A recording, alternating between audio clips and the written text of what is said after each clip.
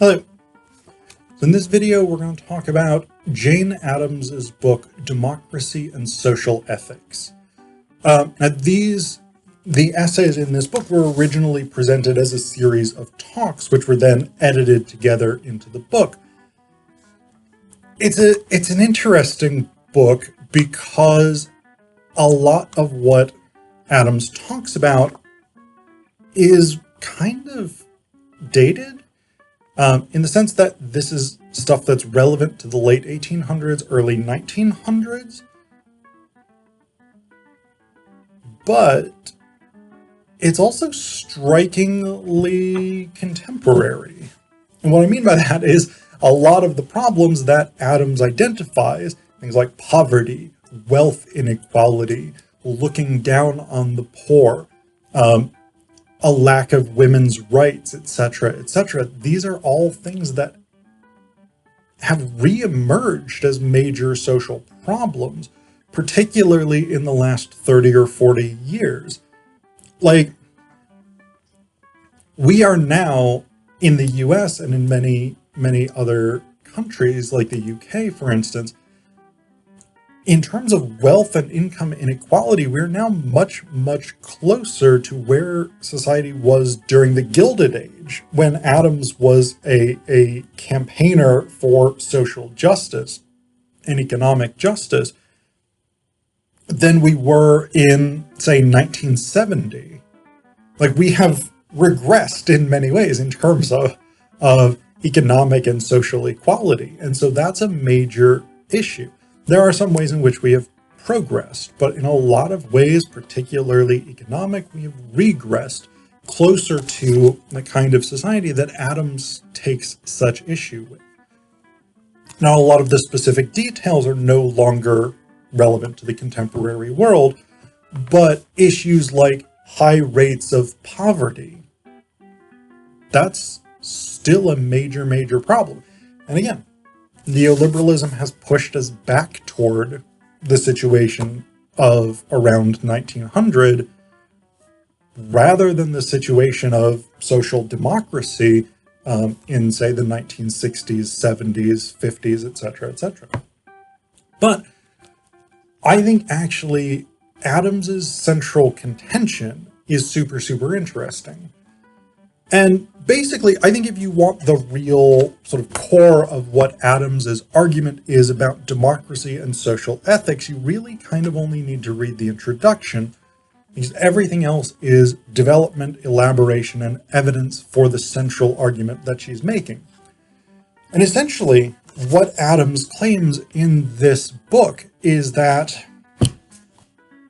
democracy requires that we be willing to see other people as legitimate subjects, and that we take an interest in their lives. I love this because this is essentially the core ethos of cosmopolitanism, and I am a cosmopolitan as a philosopher, as an ethicist.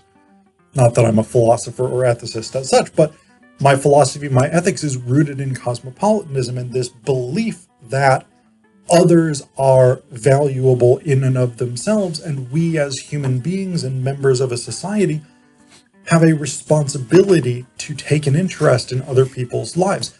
Not just because other people are in themselves subjects worthy of attention, but because society as a whole functions better when we take an interest in those around us. So, Addams says this. This is very, very central. And then again, everything else in the book, she's got essays on charitable efforts, filial relations, household adjustment, industrial amelioration, educational methods, political reform. All of these things, all of these arguments that she makes are rooted in the idea that we should care about others and how they see themselves in the world. So she says here, the path of social morality results perforce in the temper, if not the practice, of the democratic spirit, for it implies that diversified human experience and resultant sympathy, which are the foundation and guarantee of democracy. In other words, democracy grows out of an interest in others, a willingness to see others as legitimate subjects who have an interest that is not necessarily the same as ours in how society runs. She goes on here. The first dawn of the social consciousness takes this form as the dawning intelligence of the child takes the form of constant question and insatiate curiosity. So essentially what this means is social ethics. And really what Addams means by that is being a human being who exists within a society. What do I mean by that? Social ethics are the concern for others, the concern for the structure of how people coexist within the same social sphere. She says, Addams makes the argument that the core foundation of this, you cannot really have social ethics if you are not interested in other people. If you are not asking questions about how they live, how they experience the world, how they see themselves, what they want, what they look at as ethical, etc., etc. So this is the central thing for her, is that social ethics and the democratic spirit, and even democratic practice, comes out of engagement with others, interest with others, and taking seriously the concerns of other people. She puts this a little more directly, almost at the very end of the introduction, when she says, the identification with the common lot, which is the essential idea of democracy, becomes the source and expression of social ethics. So these two things are centrally connected.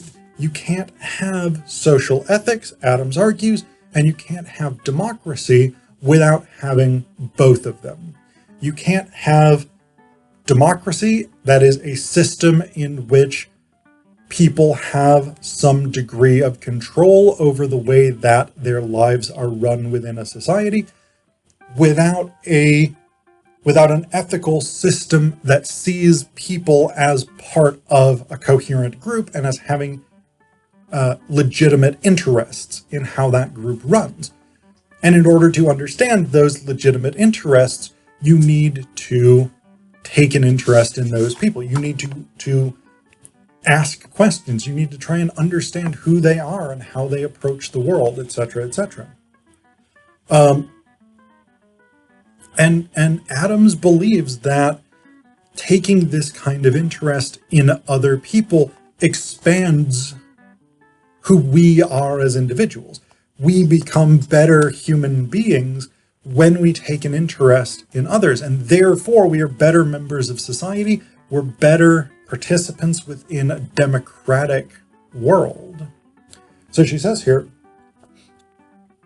partly through this wide reading of human life, we find in ourselves a new affinity for all men, which probably never existed in the world before. Evil itself does not shock us as it once did, and we count only that man merciful in whom we recognize an understanding of the criminal. We have learned as common knowledge that much of the insensibility and hardness of the world is due to the lack of imagination, which prevents a realization of the experiences of other people. So basically what she's saying there is much of the shit that makes this world suck is based in a refusal to see others as legitimate, a refusal to understand other human beings and to take into account their various interests, concerns, desires, goals, etc., etc. For Addams, that is a fundamental moral failure, and it is a fundamentally antisocial approach. It creates major social problems like poverty, like discrimination, racism, sexism, religious bigotry.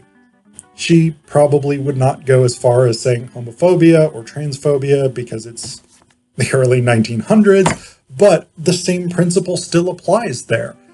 The refusal to see others as legitimate subjects and to accept that their concerns, their values, their anxieties matter in terms of how we run a good world. This is a major, major limitation of social ethics.